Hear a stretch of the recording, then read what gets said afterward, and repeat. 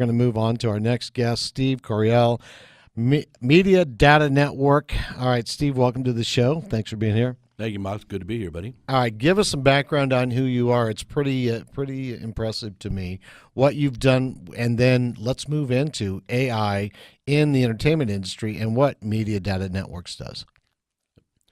Well, my personal history is that been a Marine, still a Marine, and law enforcement in a big way, and then got into the securities industry before with my own public offering with some businesses, and that's how I kind of got into the business. Always kind of tied into media in some form, and my background is deeply involved in technology as far as we have our own data center and technology behind that.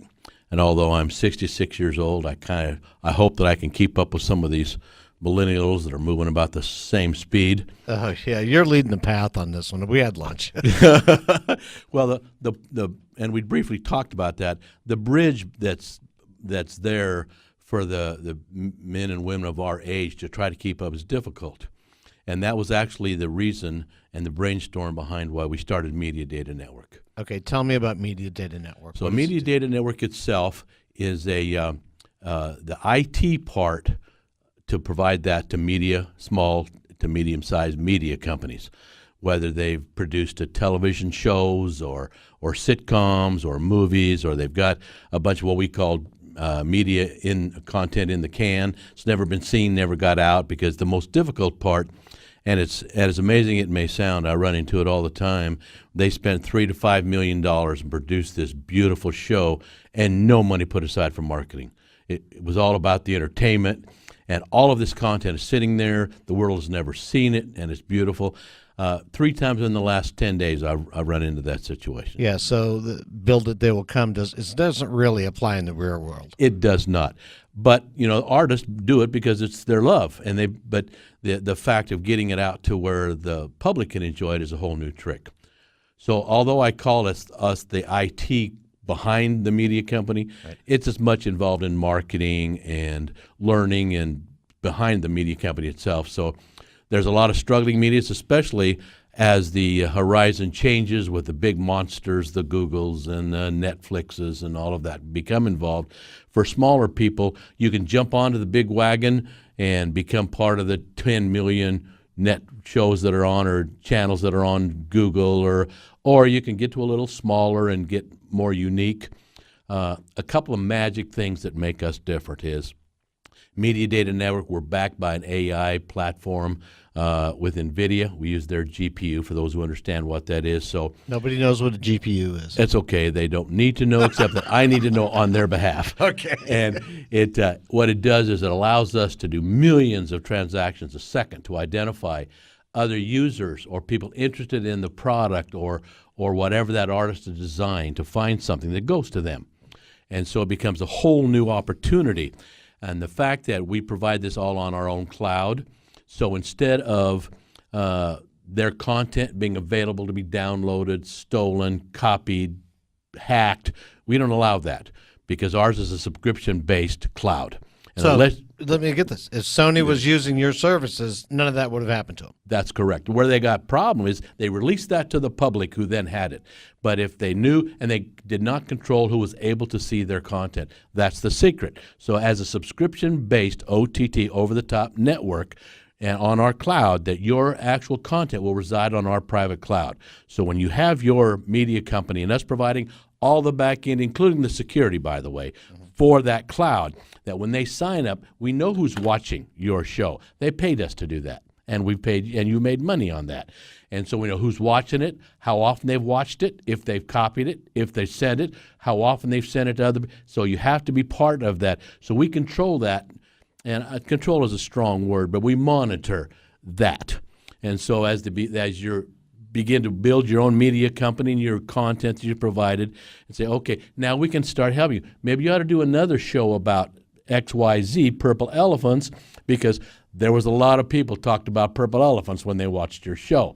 So not only could we help you sell and monitor and keep secure what you've already produced, we can provide you new alternatives to be able to do that as well and sell it in a secure platform. Okay, new alternatives. We've got a couple of minutes left in this segment. What do you mean by that? I mean, you don't have to give the secret sauce out, but give them something to bite on. Well, the magic part of this, of course, is the AI learns the behavior of the viewer, and we've got a secret sauce platform that is based on behavior. Right. And so I don't think there's anyone else out there that I know of is of the level that we are, that where we can actually judge. We have 4 types of behavior that will affect the type of media they'll watch, media they'll buy, media they'll enjoy, or even media that they'll produce.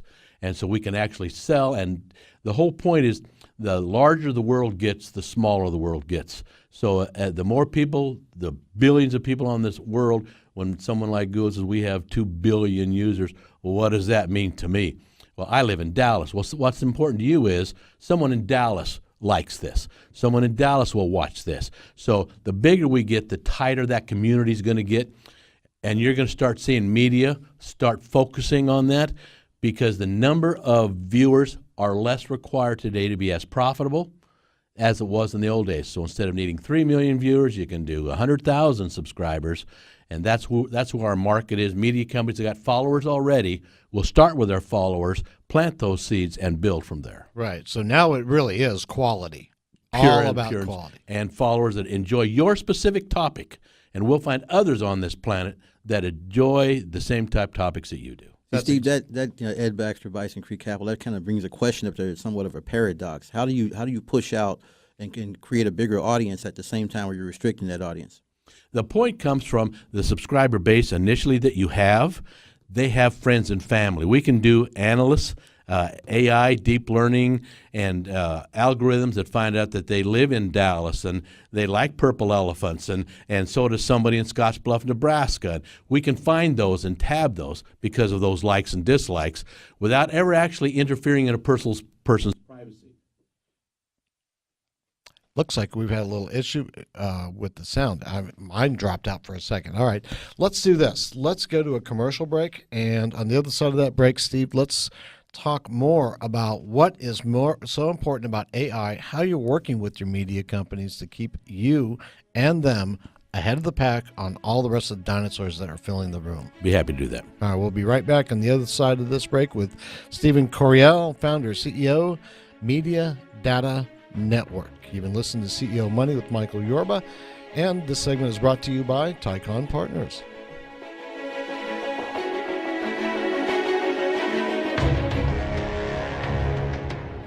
Welcome back to CEO Money. I'm Michael Yorba. Thanks for joining us. All right, we are in here with Steve Coryell of Market Data Networks. And Steve, let me let Ed Baxter open up because he had a good question. I want to let him start off with Ed. You had a Baxter about some of Steve's partners, right? Steve, one thing you mentioned in the crosstalk and I guess that's a commercial was you had a tremendous relationship with some of what we see as some of the great data distributors that exist right now. Can you kind of give us some color on how that works and how you partner with them? Of course. Because the way we've been working on this for a couple of years, we've got significant capital invested in it. And by doing that, we've tied into some of the largest who we felt were the most successful partners that would help us. Number one is a company called NVIDIA. NVIDIA, we use their GPU for the AI, probably the number one company on the planet that does that for us. We have data scientists, analysts that are very experienced with the NVIDIA products and the product lines. For our carrier, we're tied up with, we partner with a company called VHX, which was bought by Vimeo.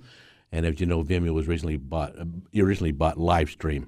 So Vimeo provides our network offering to the public. So anybody that understands that company, that's not only, it's the reason we can get away with the privacy issue we talked about before. Unlike YouTube, Vimeo's very conscious about letting the end user be safe and the artist be safe. It's why we chose them, and we have a great personal relationship with them. And we provide everything on that. And we actually do AI and deep learning on the products of all of our networks that we sponsor with Vimeo. We have a third partner, which is called Zoom. And Zoom is a teleconferencing platform, one of the top on the planet. HIPAA compliant, secret, privacy. We actually have a copy of a a piece of Zoom on our cloud that does not have to leave our cloud. So the data, whether it's with veterans or private medical people, we can provide information for them, keep it secret. And that allows, especially the media companies that have joined us, when a media company joins us, they're not thrown into a big pot. When we as an IT company become the IT company for a media, they have their own, what we call a container. They have their own space on our cloud. Nobody else gets that. Nobody else gets access to their users, to their data, to their sales and marketing information. That's why we're the IT company for that media company, and that can turn them, because we can bring giant players. But the more importantly than the giant players I discussed is the capability of working with those giant players. Just because they're involved, you got to have those analysts, those data scientists, those analytics, those API programmers. You got to have those guys, and a normal media company cannot afford that. Right. Even if they could, they would not know what to ask them to build for them. So we can come with that solution to them, and we feel like, I don't know very many people that are doing that, and we kind of try to do it with a heart. We're a company about the why. We're not a company out here trying to do things that don't have a social value, and we focus on that. And the 4 channels that we're doing right now all are involved in that. Steve, you mentioned something interesting in going through that particular category there. One thing that stands out is that you mentioned the security of the data. Would you argue that your company creates a VPN or virtual VPN for each client to secure their data and also stop the leakage from revenue? You're absolutely right. VPN's kind of a generic term. It's even more secure than that. Now, we can't secure it once it gets onto the Vimeo platform. Once it's there, that's a public forum. You have to have it because somebody where it's got to watch it. But I can tell you, Vimeo's not sharing that data with anybody. And that's the reason we chose them. That analytic data that we get from Vimeo is ours. We know that Vimeo spends a tremendous amount of time helping artists monetize their art. Absolutely. Like we see the new Pantheon coming out and products like that. And we see those people competing directly with YouTube for that particular type of, content. So going in that direction, would you argue that this is the new model for that? Absolutely, because here's the point is, instead of trying to get to 10 million people, get to those 100,000 or 200,000 that believe like you, that support what you do. We'll help you find them as well. But you get that community going, back to that community piece.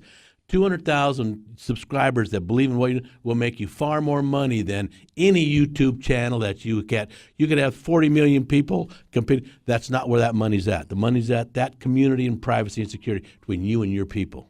Absolutely. That's where we built the foundation of what we're doing on that particular model. It's just you've got to be able to have the technology to integrate that to make that happen. It's one thing to say it. It's a whole other thing to be able to make it. It's a lot of work, Michael. Make it happen. It's a lot of work. So are you getting calls from a variety of types of media? Because there's more than one. To be able to integrate your technology to deliver the results to the end client that they're trying to deliver those results for. We're actually very, very careful of our client base right now, only because that it could become so overwhelming that we couldn't provide the proper service that we need to. We have a few channels right now that we're doing. We got a focused a veterans channel, VTRC.tv. Right. That's 100% veteran based. Veteran support. We're actually in a Veterans Care Center. Veterans Transition Resource Center is in Las Vegas. I'm partnered with those guys. Their job is to help veterans get paperwork filled out, get what they've got coming. It's a wonderful agency. Been working with them for quite some time. Wait. Contact information to help people know more about that? VTRC.tv. Okay, I'm going to slow down and make sure that happened. Okay. And we've got we started this with a channel for the deaf and hard of hearing. Yes. It's called stv.life, samtomvictor.life. We've got great content on there. It came from the first deaf and hard of hearing channel ever in America, built in the 80s. And we've got hundreds of hours of older shows with Lou Ferrigno and all of those guys. It's wonderful viewing. It's $5 a month, the subscription price. And we're using some of that money, as we are with the veteran thing, goes back to because they're both built from nonprofit 501c3s. So we go back to research and development from that.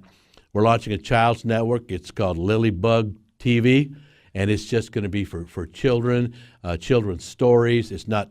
We don't even intend on it being super fancy. It's something where you can sit down, put that in front of a 4 or 5-year-old, and they can watch someone tell them children's stories, and that's going to be a great. And then we're doing a sports channel called Knockout Network, and most of that is Muay Thai and other kickboxing type sports, which is a moneymaker because of what it is. But more than that, is trying to get a handle on people that want to watch that and bring that into the country. Steve, you've been a wonderful guest. I want to have you come back on the show, and we'll talk. We'll drill more down into it, because this is the embryo of the industry as we get into the media side. And I want you to be able to come back and talk to us about that. I'll be happy to, Mike. All right. Before you go, though, contact information for the audience that may need your services. MediaDataNetwork.com. Good. All right. Steve Coryell, founder, CEO, MediaDataNetwork.com.